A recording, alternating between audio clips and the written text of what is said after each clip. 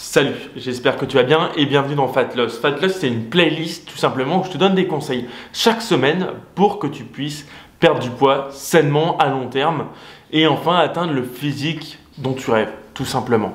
Ici, on est à l'épisode numéro 4, donc si jamais tu as raté les précédents, je t'invite à cliquer juste ici pour les regarder avant cette vidéo et pour bien que tu aies toutes les informations avant d'en avoir des nouvelles qui vont venir compléter bien évidemment la suite. Et c'est parti pour cette vidéo. Alors déjà, avant de commencer, les calories c'est quoi? Les calories c'est tout simplement une unité de mesure, c'est-à-dire que ça mesure la chaleur. À la base, c'est comme ça que ça a été fait. On a donc pris des aliments qu'on a combustionné et ça nous a donné un nombre de calories précis pour ces aliments. On s'est rendu compte que, par exemple, le gras brûlé de façon, combutionnait plus d'énergie et donc c'est pour ça que, par exemple, 1 gramme de lipides est équivalent à 9 calories. C'est pas le sujet de la vidéo, ce sera le sujet de la vidéo de la semaine prochaine et donc on va pas y revenir et on va pas s'attarder là-dessus. Donc ça c'est d'où viennent les calories. Il faut savoir que le corps fonctionne à la chaleur. C'est-à-dire que si jamais ton corps descend trop bas en température, si tu es en dessous de 34, etc. en température, tu vas perdre de la motricité tout simplement et tu peux même aller jusqu'à ce que ton corps tout simplement arrête de battre parce que tu n'as plus assez de chaleur et donc tout simplement mourir. De la même façon, si jamais ta température monte trop, tu as d'autres aspects, bien évidemment, qui sont tout aussi graves. Voilà. Donc ça, c'est pour les kilocalories. Enfin, kilocalories et calories, c'est la même chose. À savoir qu'il ne faut pas confondre avec les kilojoules, qui sont, elles, une unité de mesure des mouvements. Grosso modo, la seule chose que tu as à retenir sur les kilojoules, c'est que certains l'utilisent encore derrière les paquets de gâteaux, de tout ce que tu retrouves où c'est numéroté des calories dessus. À savoir que une calorie est équivalent à environ 4,1 kJ. Ça, c'est juste pour commencer à introduire un peu le contexte. Le problème qu'on a aujourd'hui, c'est que beaucoup de personnes basent leur alimentation sur les calories. C'est-à-dire qu'elles veulent perdre du poids et peut-être que dans cette circonstance-là, dans cette situation-là, et que tu te dis, moi, j'ai vu qu'il fallait que je fasse un déficit calorique, je vais faire un déficit calorique et je vais manger 1000, 1200, 1300, 1600 ou encore 800 calories. Et tu es peut-être confronté à ce problème aujourd'hui, c'est tout simplement que tu te rends compte que ça ne marche pas spécialement. Ou même, pire, que tu as des effets négatifs ou que tu prends du poids. J'ai certaines personnes qui mangent, que j'ai eu un accompagnement qui mangeait 800 calories et qui prenaient du poids. C'est des scénarios qui sont dramatiques, c'est-à-dire que tu affames ton corps et en plus tu stockes, donc tu vas en plus à l'inversion de l'objectif. Donc c'est-à-dire que tu as une baisse d'énergie, une baisse de motivation, c'est mauvais pour ta santé, tout est négatif. Que ce soit dans ta tête, dans ton physique, etc. Donc c'est-à-dire qu'on se rend compte petit à petit que le problème n'est pas uniquement des calories. Et c'est bien ça qu'on va voir aujourd'hui, et c'est bien à ça que je vais répondre comme question pour te libérer un peu de ça. Alors le premier point à prendre en compte, c'est que c'est vraiment dommage de réduire l'alimentation uniquement aux calories, parce qu'en fait, si tu veux, ça veut dire que si jamais tu manges uniquement Burger King, McDo, KFC ou je ne sais quoi, et que tu suis bien ton total calorique, tu auras la même progression que quelqu'un qui mange, entre guillemets, uniquement poulet, riz, légumes, etc. Donc c'est-à-dire que deux personnes ayant uniquement la même alimentation d'un point de vue calorique et répartition calorique, ici je ne vais pas te parler de protéines, lipides, glucides, donc les macronutriments, j'y reviendrai dès la vidéo de la semaine prochaine, mais par contre, voilà, si jamais tu prends deux personnes qui ont le même type d'alimentation, qu'il y en a un qui mange ultra transformé et que l'autre qui mange très sainement, ils vont obligatoirement pas avoir les mêmes résultats. Si je te présente ça comme ça te paraît un peu plus logique déjà, mais c'est aujourd'hui un problème auquel on est confronté puisqu'il y a beaucoup de personnes qui prônent un petit peu ce mode de vision et ce mode de vie qui n'est pas spécialement le bon. Déjà pour une première raison, c'est que si demain tu as un physique d'Apollon, un physique de déesse, que tu as vraiment le corps que tu veux, que tout est top. Je veux dire, tu n'as plus besoin de perdre du poids, tu as besoin de prendre du muscle parce que ton physique, il est idéal selon tes critères à toi.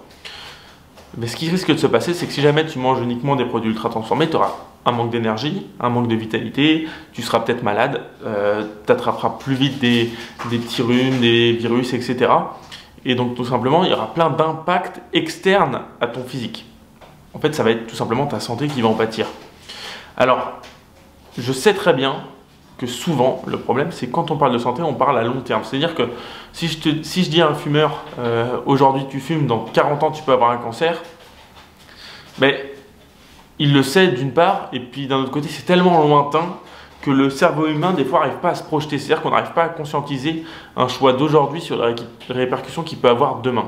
Et ça, c'est notre cerveau qui est fait comme ça. C'est-à-dire que tu peux dire ça, voilà, un fumeur, c'est vraiment le meilleur exemple, mais il peut se dire, ouais, c'est bon, c'est dans 40 ans, hein, et puis il faut bien mourir de quelque chose. La phrase cliché, mais voilà, c'est-à-dire que tu vas pas avoir la bonne réaction. C'est pour ça qu'aujourd'hui, je vais te prendre, dans un premier temps, là, je vais te donner quelques exemples long terme, et après, on va parler de très court terme sur des durées de 2 semaines. Donc, c'est-à-dire vraiment du répondant. Mais avant tout, je vais rentrer un petit peu dans le vif du sujet. Un aliment ultra transformé, c'est quoi? C'est tout simplement, en fait, si tu veux une définition simple, sans t'embêter, sans rentrer dans la technique, c'est tout simplement un aliment qui a été bien évidemment donc transformé, et où quand tu prends, je sais pas, le packaging qui est vendu avec, donc la boîte par exemple, tu la retournes, tu regardes la composition, et tu regardes s'il y a des choses que tu ne comprends pas. C'est-à-dire que si c'est écrit tomate, courgette, riz, ça veut dire que c'est pas transformé. Enfin, il y a une transformation manuelle de fait, mais il n'y a pas eu d'ajout, donc c'est bon. Si par contre tu retournes et que là tu as des lignes de code et que tu comprends rien, que c'est écrit EB4757, extrait de riz d'avoine, etc. Tout ce qui n'est pas naturel, que tu ne peux pas trouver à l'état brut, transformé. Après, il y a l'étape des ultra transformés où là, ça va être vraiment, je sais pas, un Coca zéro par exemple, même si en soi, c'est pas mauvais pour une perte de poids, c'est 0 calories par exemple. Mais par contre, dedans, tu as plein de choses qui font que cet aliment, pour avoir 0 calories, ben, il doit compenser ailleurs. Et c'est un peu une question de logique. C'est-à-dire que tu peux pas avoir et le beurre et l'argent du beurre, dans le sens où si jamais tu as un produit qui à la base est extrêmement riche en sucre, tu le passes en 0 sucre, il a à peu près le même goût. Enfin, pour moi, qui ne suis pas grand buveur de coca, ça a le même goût. Obligatoirement, c'est-à-dire qu'il y a eu un procédé chimique derrière, il se produit des chimiques qui rend l'aliment ultra transformé ou la boisson, etc. Ça, c'est le premier point pour définir un peu le contexte. Maintenant, qu'est-ce que tu risques toi aujourd'hui?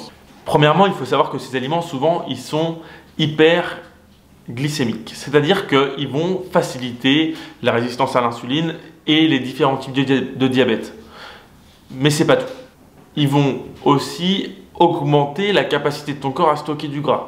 C'est hyper important de prendre ça en compte parce que, oui, certes, c'est à long terme. Certes, c'est à long terme. Mais est-ce que tu as envie, dans 30 ans, de te dire « Putain, je stocke de plus en plus, tout simplement parce que je mange mal. » Enfin, mange ultra transformé.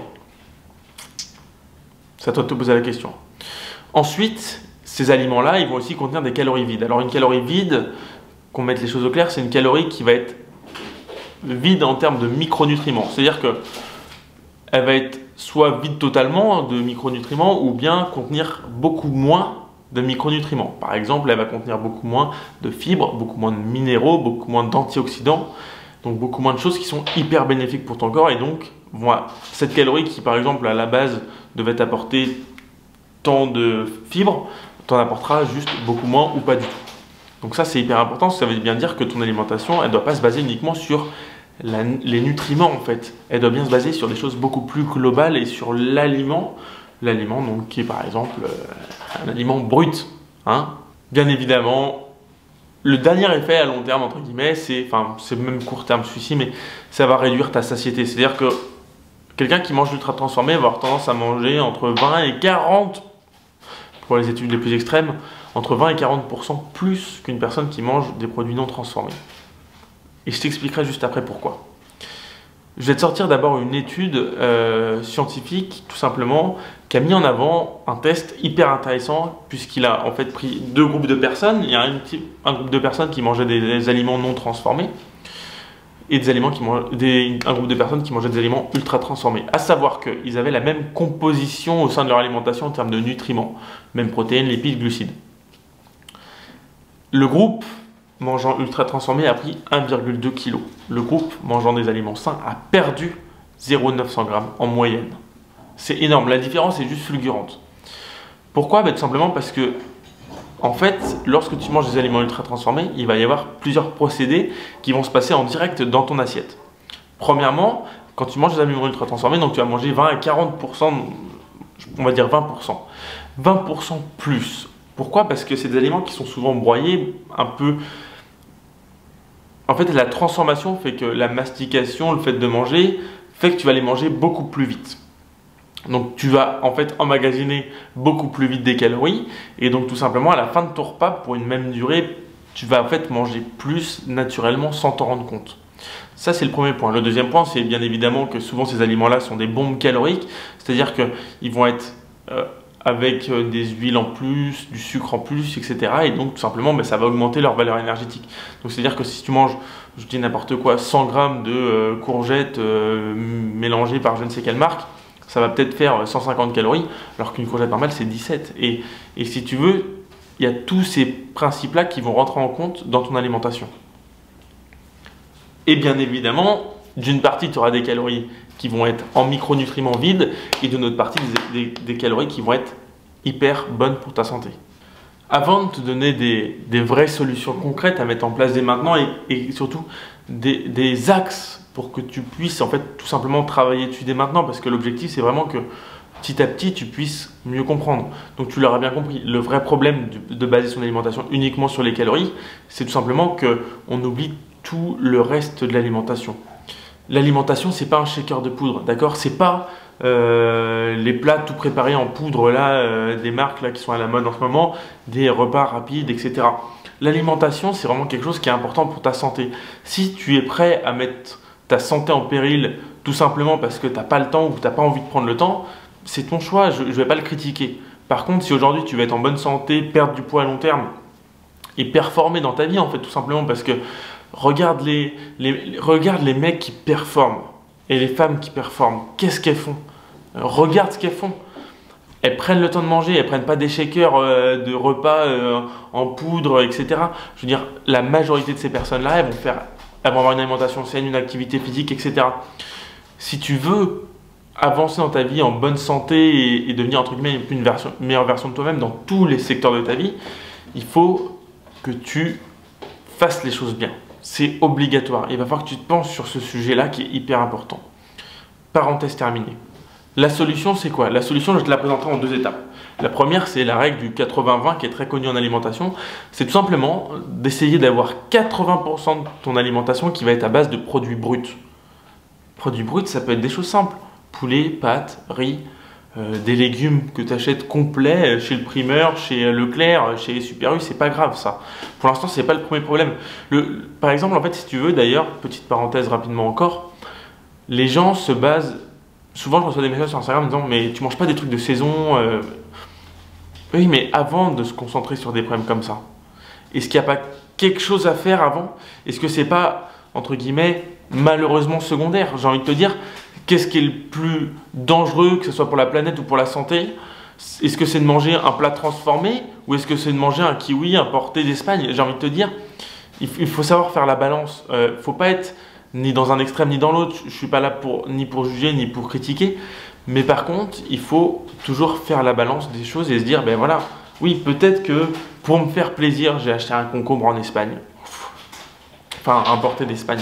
Mais est-ce que c'est plus grave que de consommer un concombre qui a été cuisiné en France, mais par contre qui a été importé du Pérou ou je ne sais quoi, qui a été complètement détruit, qui a été complètement dénaturé? C'est une question à se poser. Donc bref, la règle des 80-20, ça va être la clé de ton alimentation. Tu vas pouvoir manger 80% de ton apport énergétique venant d'aliments bruts et 20% d'aliments plaisir pour le goût. Parce qu'on est là pour se faire plaisir, on n'est pas là pour se matraquer la tronche. Il faut du plaisir dans la vie. La deuxième règle, c'est pas moi qui l'ai inventé, c'est Anthony Fradé. C'est un mec qui a fait une application qui s'appelle Siga. D'ailleurs, je t'invite, si tu souhaites aller regarder, c'est une application intéressante pour justement les aliments ultra transformés. Et lui, sa règle, elle est simple. C'est les 3 V. C'est végétal, vrai, varié. Alors lui, ce qu'il défend dans cette idée-là, c'est tout simplement que ton alimentation doit être principalement à base de végétaux. Ça, on le sait, manger trop de viande, c'est néfaste pour la santé. Manger pas assez de viande, c'est néfaste ou pas, ça c'est pas mon... Je veux dire, j'ai pas envie de rentrer dans le débat parce qu'il y a trop de critères qui font qu'il y a du pour et il y a du contre et qu'aujourd'hui, sincèrement, j'ai pas envie de me positionner là-dessus. En tout cas, la base de ton alimentation doit être végétale. Elle doit être vraie. Vrai, tout simplement, c'est quoi? C'est des vrais aliments. C'est pas le truc tout transformé que tu achètes en supermarché, c'est pas le sandwich triangle que tu achètes. C'est des vrais aliments. Voilà, je pense que c'est assez clair pour le mot. Et varié, parce que tout simplement, si tu manges uniquement des choses qui sont toujours pareilles, tu vas pas non plus apporter à ton corps tout ce qu'il lui faut pour perdre du poids, être en bonne santé, avoir de l'énergie et performer dans ta vie. Parce que là, je parle vraiment au global. Donc végétal, vrai, varié. Et ce qui est intéressant dans cette technique, comme il le démontre, c'est tout simplement qu'en fait, un critère ne marche pas sans l'autre. C'est-à-dire que si jamais tu manges végétal, transformé et varié, bah, ça marche pas. Si tu manges uniquement des produits animaux variés et vrais, ça marche pas non plus, parce que trop d'animaux, c'est mauvais pour ta santé. C'est mauvais pour l'écologie, pour plein d'autres choses. Si tu fais végétal, transformé et puis varié, c'est pareil. C'est mauvais pour la santé, c'est mauvais pour ton corps, c'est mauvais pour l'environnement. Et donc, si tu veux, ces trois critères-là, je les trouve sympas parce que du coup, ils regroupent vraiment toutes les catégories. Et je trouve que mixer la règle des 80-20 avec la règle des 3V va te permettre justement d'avoir une première base pour que tu puisses améliorer ton alimentation, éviter de tomber dans ce piège des plats ultra transformés, améliorer donc ta satiété et perdre du poids plus facilement. C'est pour ça que se baser uniquement sur les calories, c'est une connerie. C'est qu'il faut prendre l'alimentation au global. Oui, les calories, c'est un point clé de la perte de poids. Je ne remets pas ça en cause. C'est un point clé. Par contre, si tu en oublies le reste, si tu en oublies qu'à la base de l'alimentation, c'est un aliment, tu fonces droit dans le mur, que ce soit pour ta perte de poids ou pour ta santé. Si cette vidéo t'a plu, elle était un petit peu plus longue sur ce format, mais c'est vraiment une vidéo qui me tenait à cœur. Donc voilà, j'espère que mon message est bien passé, que le message a été clair. Si tu souhaites me suivre, abonne-toi, partage la vidéo, mets un like. Et bien évidemment, si tu souhaites que je t'accompagne personnellement dans ta perte de poids, tu peux m'envoyer un message privé directement sur Instagram ou réserver ton accompagnement personnalisé dès maintenant juste en dessous. Moi je te dis à bientôt, à la semaine prochaine. À bientôt la semaine prochaine, ça marche pas mais t'as compris.